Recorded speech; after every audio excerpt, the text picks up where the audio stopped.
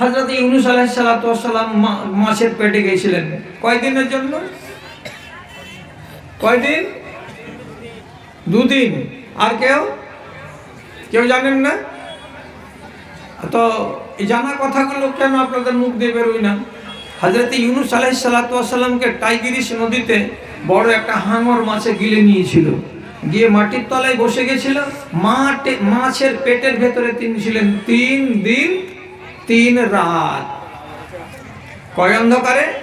3 অন্ধকারে।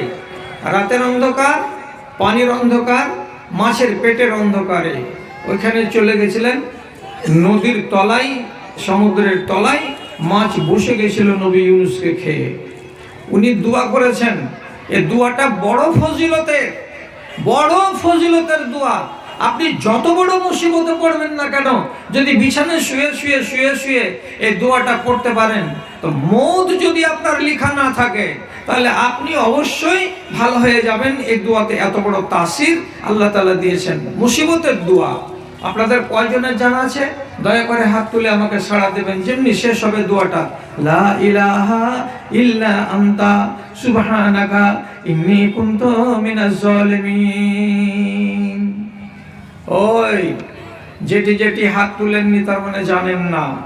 যদি না জানেন তো একটা মক্তবের মুল্লি সাহেবের কাছে একটা কাগজ দিয়ে বাংলাতে লিখে নিয়ে বলবেন, মুসিবত থেকে উদ্ধার পাওয়ার দোয়াটা মুল্লি সাহেব একটু লিখে দাও তো।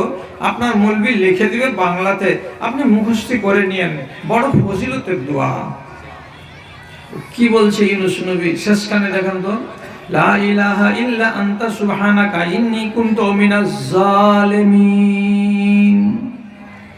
যা হলো তাহলে শেষখান হলো কি, আমি হলাম একজন জুলুমকারী, আমি হলাম একজন অন্যায়কারী। আপনি জিজ্ঞেস করুন আমাকে কিংবা আর কোনো আলেমকে, একজন নবী কিসের জন্য নিজেকে বলছেন আমি জালিম, আমি হলাম অমান্যকারী, আমি অন্যায় করেছি, আমার নাম অন্যায়কারী। তিনি কি অন্যায় করেছিলেন?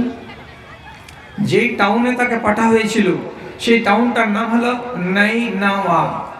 টাউনটার নাম নাইনাওয়া।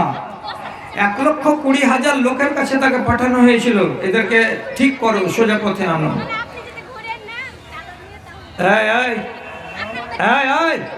এই মেয়েটা কে আসিস তোরে?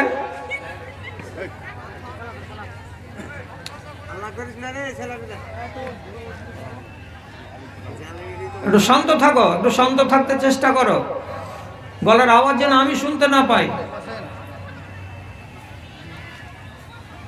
তো ওখানকার লোকটি ছিল আমাদের শেরশাবাদ জাতিরই মনে হয়, নাহলে অত হ্যান্ড থাকে না ওরা। এত বুঝাচ্ছেন নবী ইউনূস, কোনো কথা কাজই দেয় না কোনো কথা। শেষে জানে খেদ হয়ে গেল নবী ইউনূসের। হ্যাঁ, যে লোকগুলোকে দিন আর রাত বুঝাচ্ছি একটা কথাই বুঝতে চাই না, আল্লাহ তাআলার কথাকে শুনতে মানতেই চাই না, তোমাদের মতো লোকের কাছে এখানে থাকবো না, আমি চলে যাব। ঠিক আছে, কাজের সময় তো দিও না, এখানকার এসে যারা দিচ্ছ এখানে জমা দাও, শেষখানে আমি একসাথে দোয়া করে দেবো। এই জায়গাতে মোহরিকে দিয়ে দিবা। মনের রাগে গ্রাম ছেড়ে এবার ব্যাগে পুটলা পাটনিতে কাপড় ধরিয়ে নিয়ে বলছেন চললাম। তোর গা থাকলো, রুস্তুম চললো। তাহলে গ্রাম ছেড়ে চলে যাচ্ছেন, তো তোমাকে পাঠিয়েছি এখানকার লোককে হেদায়েত করতে। কে? আমি আল্লাহ। লোকেরা কথা শুনে না তো তুমি আমাকে বলো, তুমি রাগ করে গ্রাম ছেড়ে চলে যাচ্ছ, আমি আল্লাহ তোমাকে বলেছি যে তুমি চলে যাও গ্রাম থেকে?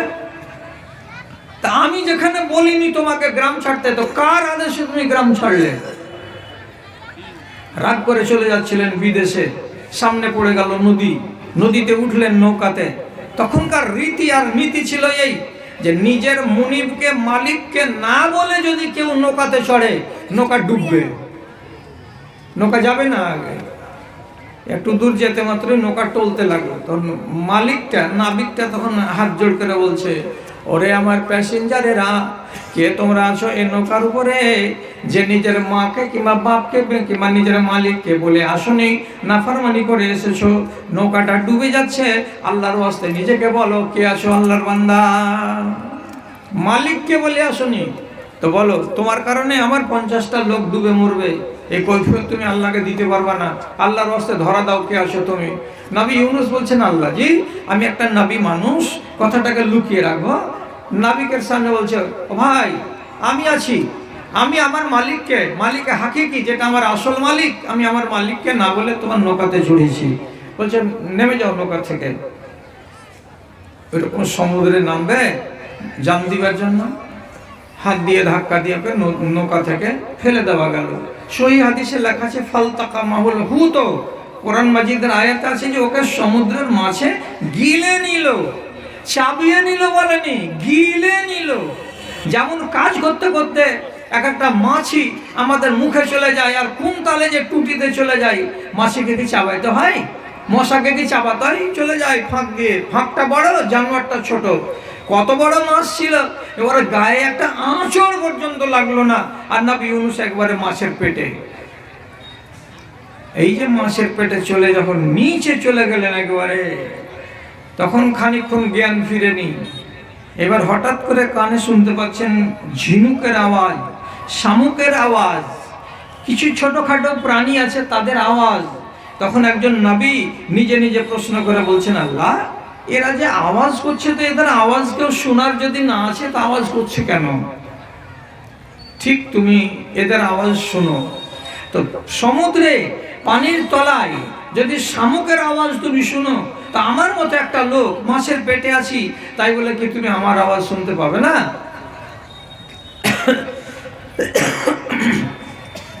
চোখ খুলে গেল, মগজের তালা খুলে গেল, দোয়া করতে শুরু করলেন।